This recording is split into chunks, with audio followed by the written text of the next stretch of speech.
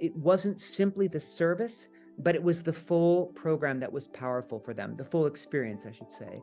And that included them being in this situation where they lived with one another, and every day after placement, they had the opportunity to share those experiences, to support one another, to pray with one another every evening, and in that way, to form a community that both supported and challenged and spurred them on to more growth. We welcome today a very special guest. Michael Sider-Rose serves as the CEO of Orthodox Volunteer Corps. Michael grew up in Philadelphia and holds a PhD in history from the University of Pittsburgh, where he completed his dissertation on religion and politics in post-World War II America. Keen to link the academy and the community, he took a position with Chicago Semester, a faith-based, off-campus experiential learning program from 2000 to 2006.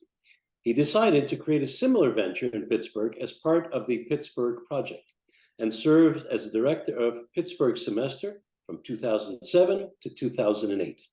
In January of 2009, Michael joined the Coro Center for Civic Leadership in Pittsburgh, where he served for nearly 13 years. For the past 10 years, Michael has volunteered extensively with Neighborhood Resilience Project, where he also serves on the board. Michael, it's great to have you on the program.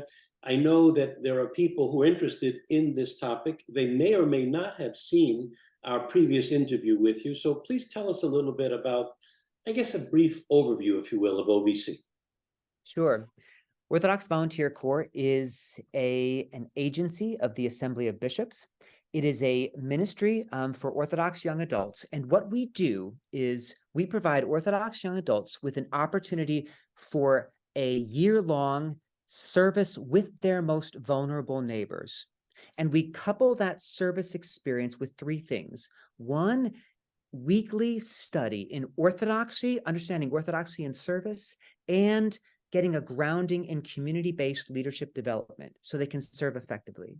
The second thing that we do, coupling the service, is we provide community living so that when Corps members are serving, they can support one another and learn from one another. And finally, what we do is ground all of this in the church. And so we connect the young adults to local parishes to live their faith, to go to liturgy, and to be a part of the life of the church. So it's service coupled with formation, community, and church. Michael, the first full-time cohort in Pittsburgh has just completed their service. Can you tell us about what did they work on? Yeah, so this was a group of 6 Orthodox young adults from across the country. They spent 10 months here in Pittsburgh in service and in formation community and engaging in the church.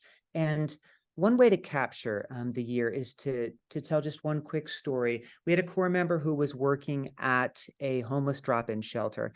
And there was a day in the winter when someone came in. He had been out on the streets the night before. It was bitterly cold and he got frostbite. When he came into the shelter that next day, his hands were bandaged. His hands were so raw from actually having to get his digits, all of his digits amputated to the first knuckle. He could not even lift a glass of water to his mouth. And so it was our Corps member who literally gave him water, who literally fed him and then bathed and dressed him. What was so profound of that experience for our Corps member was not just that moment, but that he had gotten to know this person over the previous months because he had this long placement there. And he continued to walk with him in the months after that moment and saw some progress in that man's life, right? Got him into a better housing situation, got a really profound relationship with him. That shaped our Corps member, and I believe in small ways it shaped that man's life as well. That kind of experience happened for all of our Corps members. Some of them served as this person did at a drop-in homeless shelter. Other folks were serving with kids who were working at, say, after-school programs.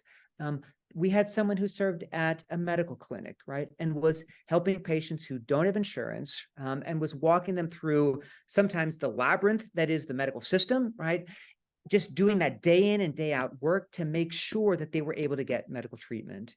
So it was really a profound experience for all these folks.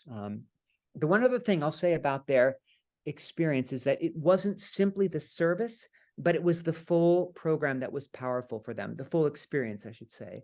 And that included them being in this situation where they lived with one another, and every day after placement, they had the opportunity to share those experiences with one another, to support one another in the endeavor, to pray with one another every evening.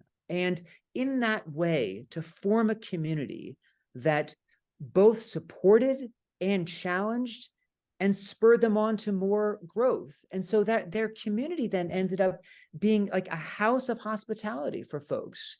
There was this one day where a kid in the neighborhood just happened to like knock on their door, right? And they ended up, well, he actually kind of raced in, right? And his dad sort of chased him right afterwards. And they ended up then having an evening, with this father and this kid, just talking about their experiences together. They had somebody from the parish that they were attending, who happens to be blind, whose father had died, right, that day. And they spontaneously invited him over to the house. So that place itself, which was both a support for them, also became a support for others. It was beautiful. But let me ask you this, Michael. Do all of these young people, or I don't know if they're young people, I don't know that, but do they all stay together in one location, or are they scattered through Pittsburgh? No, they stayed together in one location, right? And they're all Orthodox young adults, 21 to 29 years old. And so and that's part of the model, because they to be able to kind of do that hard work of living in Christian community, right? To be able to do that supportive component, right? To be able to develop this, this house of hospitality was really part of the model. Okay. And I know that you just completed orientation for autumn of 2023 with a full cohort. What does that orientation look like? Can you unpack that for us? Is there anything you changed this year based on last year's experience? Yeah. So orientation is a week-long retreat at an Orthodox retreat center, Antiochian Village, close to Pittsburgh. Yeah. And what we do there is a combination of things. One, we just build community in the group, and we make sure that we've got this group of folks who will be prepared to spend the year together. Second thing we do is we prepare them for their placements, and we do some things around sort of preparing for a professional placement, but also thinking about what does it mean for me to be in a service placement, right? And how can I come prepared to do that well? Maybe most importantly of all, we begin the year by praying together and by rooting them in the Orthodox Church and giving them a framework for service. And so what we did this year, very similar to last year, one thing I would say is that one slight difference is that we gave them just a little more time for downtime in this first year, a little more time to just kind of let all of the material soak in, and I think that worked very well. And looking forward, there are already preparations to expand. Tell us what the future holds for OVC. Sure. There's actually two kinds of expansions happening within the next year. The first is that we're launching a part-time program. So what I've been describing is 10-month full-time program, but we're also in October of 2023, we're launching our part-time program. And what's happening there is folks who are already in whatever city we're placed. And so we're currently set up in Pittsburgh, folks who are already living in Pittsburgh, who are in this age range, 21 to 29, but who can't give their full lives, to this for 10 months, right? Maybe they're already working somewhere. Maybe they're in graduate school, but they're interested in service. They're interested in the curriculum. They're interested in building some community among other Orthodox young adults, and they want to keep engaging even more deeply in their parish. We created this part-time program for them. And so it'll be monthly, and there will be service opportunities, and we will connect them to our full-time core members who are on the ground full-time, right, in these service placements. Linking the part-time and the full-time, we think we can create some really exciting opportunities for service and growth for young adults. So that's one thing that's happening this year. Okay. The second thing is that we're expanding the full-time program to Boston.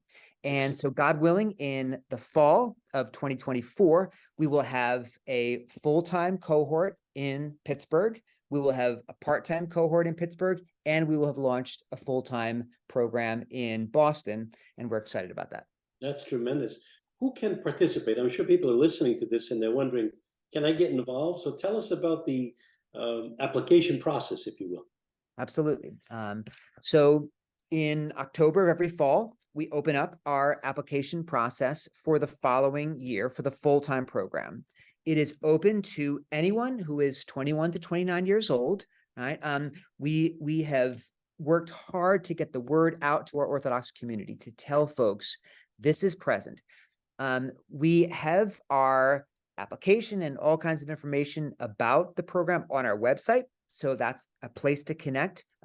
We do what we can to link up to Orthodox churches to share this. We have made many presentations at OCF chapters. We have a nomination process. So if somebody knows an Orthodox young adult who is 21 to 29 years old, and you think that person might be interested in this program, whether they would be in Pittsburgh or in Boston, we have that nomination link on our website. And so we really do all we can to get the word out about the program. Well, I guess I'm past the young adult stage. I would love to apply myself. I think it sounds like a fabulous program. And I would encourage all young adults and their parents and their grandparents to look into it, because they might be able to recommend, like you said, or nominate someone. Please tell us the actual website. Where do people go to get further information, Michael? Yeah, so it's www.orthodoxvolunteercorps, that's CORPS, orthodoxvolunteercorps.org. So those are all spelled out. They're not, no acronyms in that, right? Correct. Yep. You spell out Orthodox Volunteer Corps. Okay, very good. Michael, thank you so much. Any final words you'd like to share with us?